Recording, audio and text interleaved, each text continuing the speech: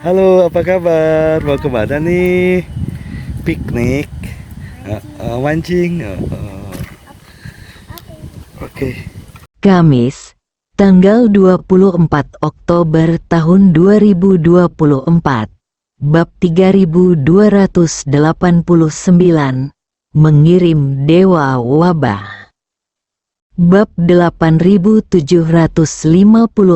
sampai dengan bab 8760. Lin Waner menyarankan untuk melihat si Fang Baozuang, dan Ye Chen segera tergerak. Meski ia tidak menyadari bahwa kejadian ini ada hubungannya dengan si Fang Baozu, di bawah aurora lingkaran Arktik hari itu, swastika Buddha memang muncul di langit, dan sidik jari tersebut memang berasal dari agama Buddha. Ye Chen tidak memiliki banyak kontak dengan agama Buddha, kecuali pernah diblokir oleh biarawati palsu di biara di luar Gunung Siwanda. Dia hampir tidak memiliki kontak dengan agama Buddha. Jadi si Fang Baozuang menjadi orang yang paling mencurigakan. Dan si Fang Baozu memang merupakan senjata ajaib yang telah diwariskan selama ribuan tahun dan merupakan sebuah mahakarya.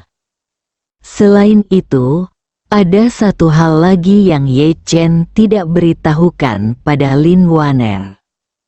Meskipun dia tidak tahu apakah sejumlah besar energi spiritual yang dihisapnya ada hubungannya dengan si Fang Baozu, dia bisa yakin bahwa benda itu pasti ada di lautan kesadarannya.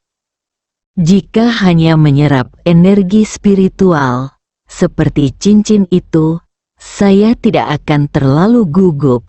Paling buruk, jangan tertipu lagi lain kali. Namun, hal ini berbeda. Melalui perilaku pihak lain yang memanipulasi aurora untuk mengirimkan informasi kepada dirinya sendiri dan menggali lubang besar untuk dirinya sendiri, kita dapat menebak bahwa benda tersebut pasti disadari. Jika itu adalah hal sadar yang tersembunyi di lautan kesadarannya sendiri, akan sangat menakutkan untuk memikirkannya.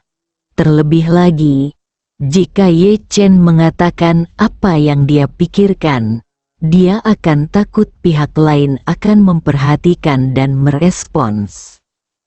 Faktanya, pemikiran sebenarnya adalah jika benda itu benar-benar berasal dari si Fang Baozuang, maka dia akan mencoba mengirimkannya kembali.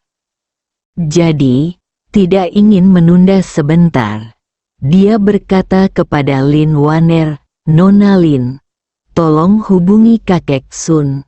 Jika tidak ada masalah dengannya, kami akan langsung pergi." Lin Waner mengangguk dan segera menelepon Sun Zidong. Baru pada saat inilah Ye Chen menyadari bahwa hari sudah larut malam, dan menelepon Sun Zidong sekarang pasti akan mempengaruhi istirahatnya. Namun, Lin Waner tidak merasa seperti ini. Orang-orang tua ini dibesarkan olehnya sejak dia masih kecil. Orang-orang ini memanggilnya rindu sepanjang hidup mereka dan menganggap mereka sebagai pelayannya sepanjang hidup mereka.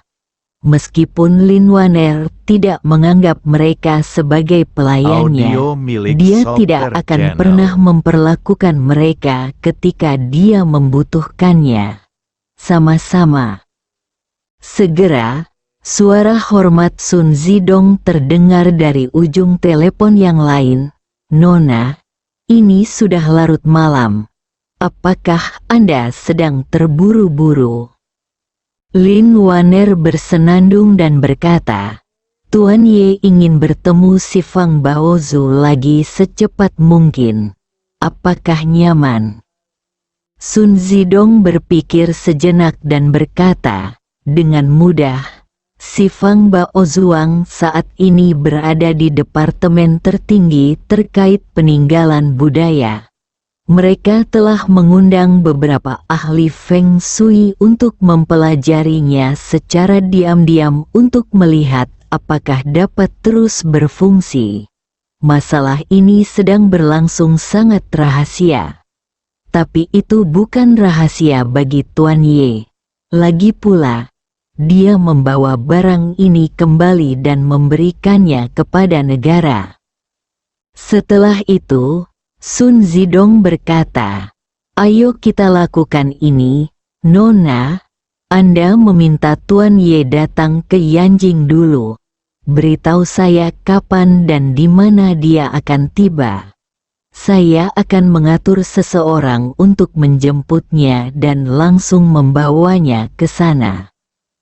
Lin Waner berkata, "Oke, mari kita atur penerbangan sekarang dan usahakan tiba dalam waktu 3 jam." Setelah menutup telepon, Lin Waner bertanya kepada Ye Chen, "Tuan, apakah Anda ingin saya mengatur penerbangannya?" "Tidak perlu," Ye Chen berkata. Keluarga Ye memiliki pesawat yang bersiaga di Jinling. Karena itu, dia berjuang untuk bangun, kembali ke brankas, mengambil pil Peiyuan lagi, dan meminumnya dengan hati-hati. Masuk akal bahwa satu pil tidak cukup untuk mengisi kembali energi spiritual. Tetapi Ye Chen tidak mau berinvestasi lagi. Sekarang dia melihat pil Peiyuan, dagingnya sakit. Setelah meminum pil, kondisinya pulih dengan cepat. Ye Chen sengaja bergumam, "Saya benar-benar terluka oleh sidik jari itu kali ini. Saya tidak akan pernah menyentuhnya lagi di masa depan." Lin Waner bertanya, "Tuan muda, menurut Anda apakah masalahnya ada pada sidik jarinya?" Ye Chen berkata, "Saya tidak tahu. Tapi sidik jarinya pasti umpan. Prioritas utama sekarang adalah mencari tahu siapa yang mengendalikan umpan itu."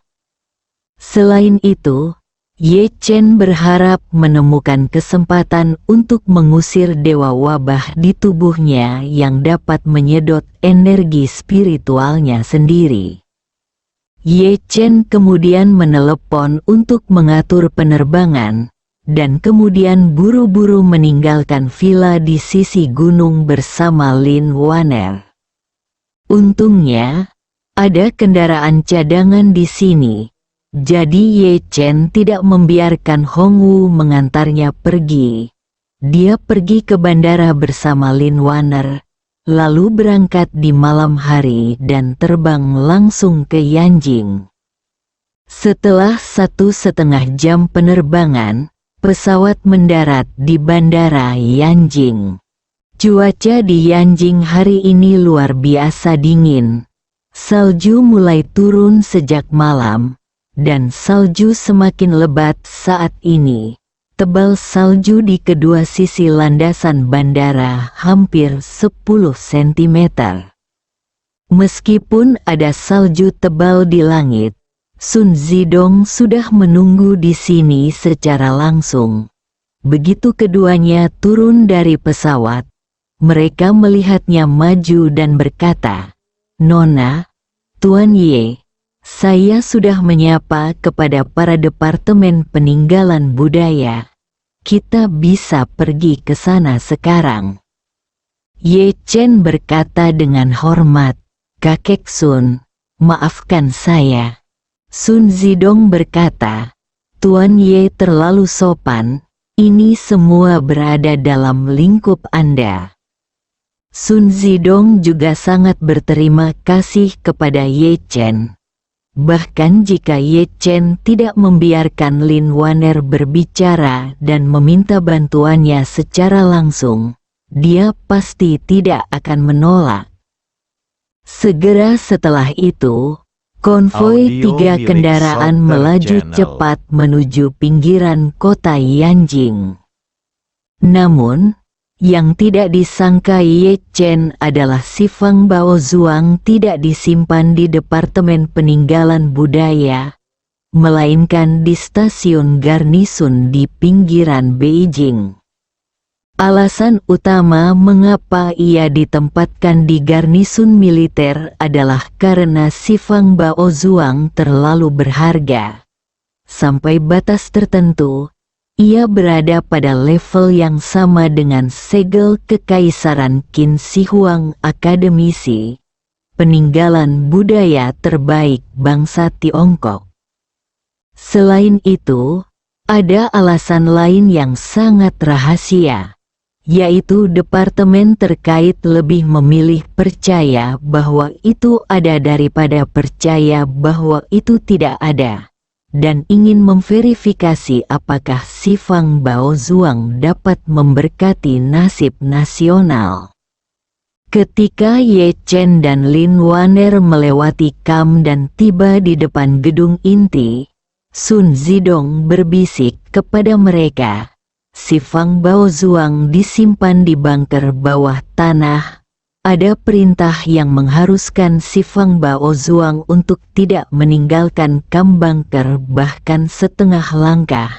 Jadi satu-satunya cara untuk melihatnya adalah dengan turun. Ye Chen mengangguk dan berkata, "Semuanya akan mengikuti pengaturanmu." Karena Sun Zidong telah menyapa dan atasannya mengetahui bahwa si Fang Baozuang dikirim kembali oleh Ye Chen, dia ingin melihat si Fang Baozuang.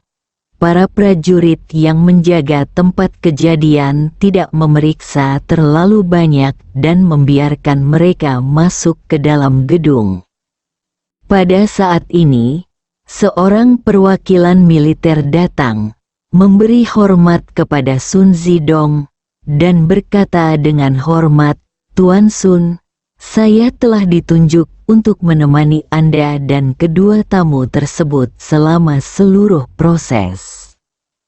Sun Zidong Audio mengangguk milik dan bertanya Solter kepadanya, Channel. "Apakah ada orang di bawah sana?" "Ya." Perwakilan tersebut berkata, "Kami memiliki tentara yang menjaga tempat itu 24 jam sehari.